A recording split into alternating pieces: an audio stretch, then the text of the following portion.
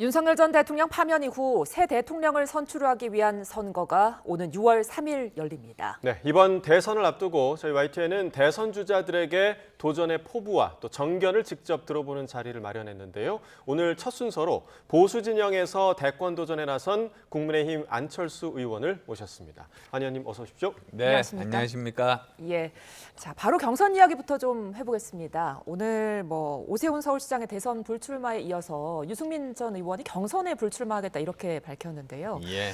자 모두 의원님과 마찬가지로 당내에서 좀 중도층의 소구력이 높다 이런 평가를 받는 주자들이었습니다.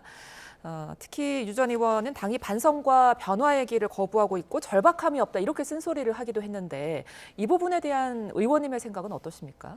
우선 두 분 다 당내에서 중도 소구력이 많은 분들입니다. 예. 그래서 정말 안타깝게 생각합니다.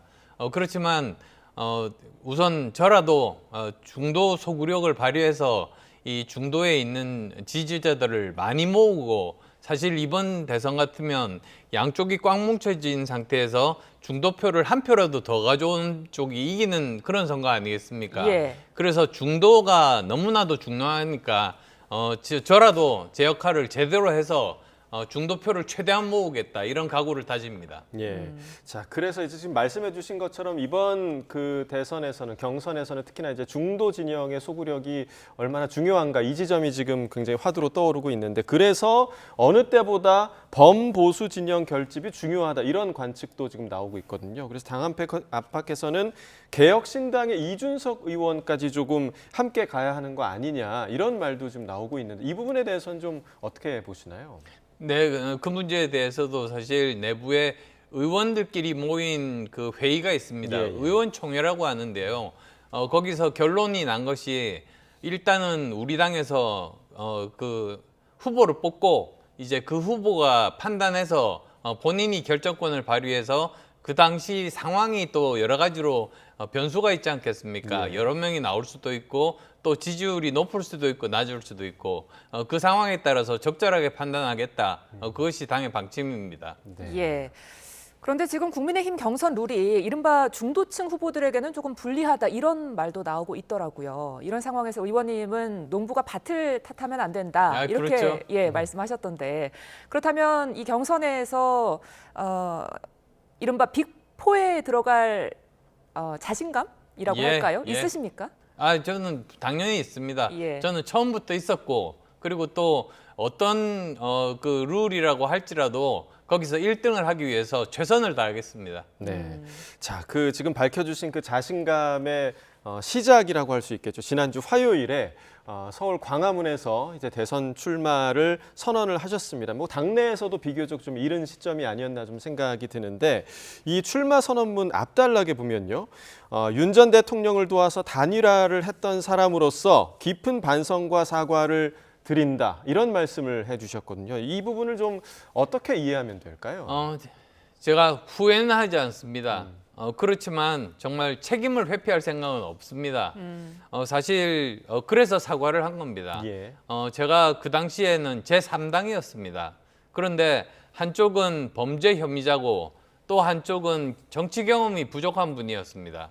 그래서 결국은 제3당 후보로는 제가 10년 정치 경험을 하고 그리고 38석에 3김 이래 최대의 정당을 맡는 정치력을 발휘했음에도 불구하고 예. 거기서 선택이 안 되는 것을 보고는 결국은 저 범죄 혐의자보다는 그래도 정치 경험이 부족한 분이 낫다고 생각해서 그분을 밀어드렸습니다만 예. 사실 전 국민도 마찬가지지만 저도 3년 후에 이렇게 계엄을 하실 줄은 정말로 몰랐습니다. 예. 거기에 덧붙여서 의원님은 이 당내 주자들을 향해서 내란을 미화하고 국민 상식에서 벗어난 사람은 이번 대선에 나가면 안 된다 이렇게 이제 덧붙이셨는데 당의 대선 주자들 그리고 나아가서 국민의힘이 윤 전 대통령과의 관계 설정을 어떻게 해야 한다고 보십니까? 네, 우선 윤 대통령께서도 여러 가지로 고심이 깊을 겁니다. 어떻게 하면 당과 그리고 또 보수를 재건할 수 있는가 거기에 따라서 이제 본인이 판단하고 행동에 옮기시라고 그렇게 생각합니다. 예. 자, 이제 결국 이제 본선에 가게 되면 강력한 경쟁자가 될 가능성이 높은 후보가 바로 더불어민주당의 이재명 예비 후보 아니겠습니까? 그래서 예. 이제 이재명을 이길 수 있는 사람이 보수 진영의 후보가 돼야 한다라는 주장들을 다른 후보들도 마찬가지로 하고 계신데 예. 안철수가 필승 카드다라고 보는 주된 이유 어디에 있다고 저희가 봐야겠습니까? 사실 100가지도 넘습니다. 그렇지만 제가 몇 가지만 말씀드리면 예. 일단은 도덕성에서 차이가 납니다. 저는 도저히 아무리 노력해도 전과 사범에다가 그 재판을 5개나 받을 자신이 없습니다. 지금 제가 살아있는 한은. 예. 그다음에 또 두 번째로는 저는 여러 분야에서 다양한 경험을 했습니다. 그래서 저는 의사였었고 그리고 또 그 IT나 BT 쪽에 그 과학자였고 예. 그리고 또 창업자, 경영자, 교수 그리고 또 정치인을 역임했습니다. 그래서 저는 이 우리나라에서 가장 중요한 인공지능에 대해서는 제대로 산업화해서 발전시킬 수 있는 유일한 인물이다. 그리고 또 지금 현재 의료 대란이 진행 중인데 예. 이것을 해결할 수 있는 유일한 인물이다. 이런 말씀을 드리고 싶고요. 그리고 또 저는 중도 소구력이 제일 높습니다. 얼마 전에 그 중앙일보와 갤럽이 1월 23, 4일 날 이렇게 조사를 해봤는데요. 예.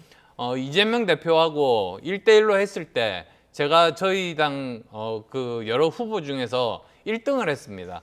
가장 2030대에서 다 이기고 가장 그 차이가 격차가 많았다. 이런 말씀을 드리고 싶고요.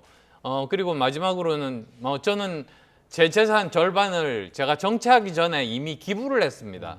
그리고 또 지난 2020년에 정말 죽을 고비를 넘기고도 그 대구에 코로나 의료 봉사를 했습니다. 그렇게 말보다 행동이 앞서는 사람 그런 면에서는 뭐 비교도 안 된다고 저는 생각합니다. 예.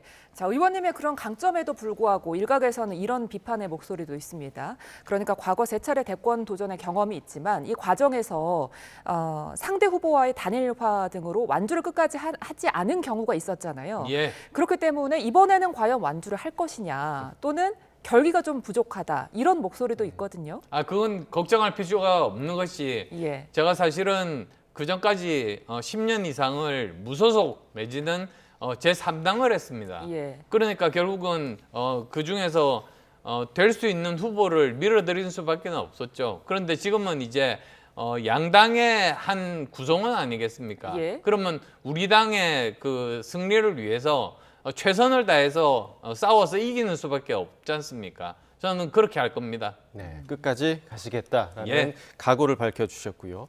국민의힘 당내 이야기를 이제 조금 더 해보자면 당내에서 일각에서는 한덕수 대통령 권한대행이 대선에 나와야 한다 이런 주장이 지금 이어 나오고 있습니다.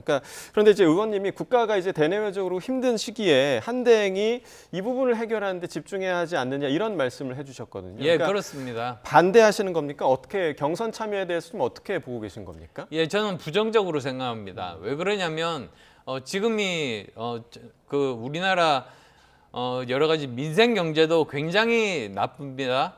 그 다음에 또 외국과의 이런 그 여러 가지 그 관세 문제라든지 외교 문제라든지 이런 문제들이 굉장히 많습니다. 그래서 이런 문제들을 매일매일 정말 그 모든 시간을 투여해서 이것을 해결하는 것이 국민을 돕는 길이다. 그래서 지금 현재 대통령 권한 대행께서는 이 일에 집중을 하시면 예. 그걸로 평가를 받으실 수 있다. 이렇게 생각합니다. 혹시 그 한대행이 이번 비상계엄과 관련한 책임에서 자유로울 수 없다 이런 생각도 좀 깔려 있으십니까? 꼭 그렇지는 않습니다. 거기에 국무위원들이 서명을 하지를 않았지 않습니까? 그래서 저는 거기에 대한 책임을 그렇게 묻고 싶은 생각은 없습니다. 예. 자, 그렇다면 이번에는 의원님의 공약도 좀 살펴보겠습니다. 예. 오늘 오전에 대선 공약을 발표하셨는데 예. AI 등을 이제 전략산업으로 육성해서 제2의 과학 입국을 실현하겠다. 이 점이 눈에 좀 띄더라고요. 예. 예. 가장 중점적으로 생각하는 건 어떤 부분이십니까? 물론 저 AI 쪽입니다. 왜냐하면 앞으로는 이 AI가 산업을 발전시키고 그다음에 또 일자리를 만들고 경제를 발전시킬 겁니다. 예. 여기서 뒤처지면 우리는 정말 저 다른 남미 국가처럼 오히려 더 추락할 수가 있습니다. 그래서 이 부분에 집중을 해서 이 산업을 발전시켜야만에 우리나라의 미래가 있다. 저는 이렇게 생각하고 있고요. 그리고 또 대선이라고 한다면 대통령을 뽑는 이유가 지금까지 우리나라의 문제점들을 새롭게 개선하고 그리고 또 미래 성장 동력을 확보하는 것 아니겠습니까?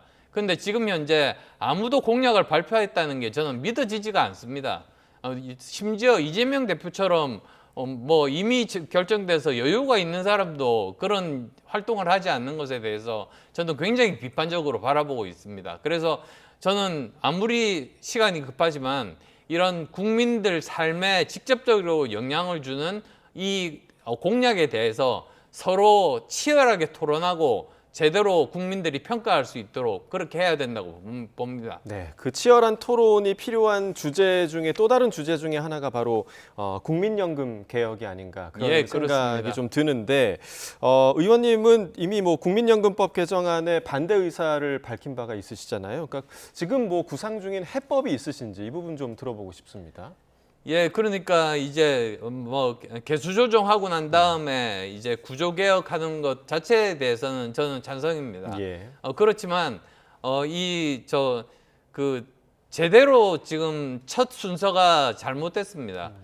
연금 그러니까 보험료를 올리는 것 자체는 저도 찬성입니다. 예. 그렇지만 이 소득 대체율을 43%로 올리는 것은 무리다. 왜냐하면 유럽의 많은 나라들이 평균이 40% 또는 그 이하입니다. 대신에 그걸 43%로 올리는 것이 아니라 그걸 40% 정도로 유지를 하고 대신에 형편이 어려운 분들은 기초연금을 더 두텁게 해서 그분들을 도와드리는 그런 방법이 맞습니다. 예. 그래서 여러 중층으로 이렇게 설계를 하는 것이 맞는데 너무 단순하게 그렇게 본 것이 아닌가 이렇게 생각이 들고요. 그리고 자동 조동 장치 꼭 저는 도입을 해야 된다 이런 주장입니다. 네. 예. 자, 개헌 문제도 좀 이야기해 보죠. 의원님께서는 대통령 4년 중임제 그리고 중대 선거구제를 약속하셨는데 예. 지금 어쨌거나 이 개헌에 관한 논의가 좀 더딘 상황이잖아요. 예. 이런 상황 속에서 좀 어떻게 보면 개헌 현실화 이런 보관을 가지고 계십니까? 네, 저는 내년 그 지방선거 때 이제 그때까지 서로 합의된 부분만이라도 이 국민투표에 붙여야 된다고 생각합니다. 그때까지 합의가 안 된 부분들은 그 다음으로 넘기고요. 근데 왜 그렇게 생각을 하고 있냐면 지금 현재 우리가 바꿔야 될 게 굉장히 많습니다. 예.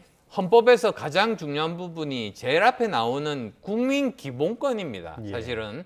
근데 국민 기본권 중에서 38년이나 되다 보니까 현대 이런 과학 기술들이 거기에 포함되지 않는 그런 부분들이 많습니다.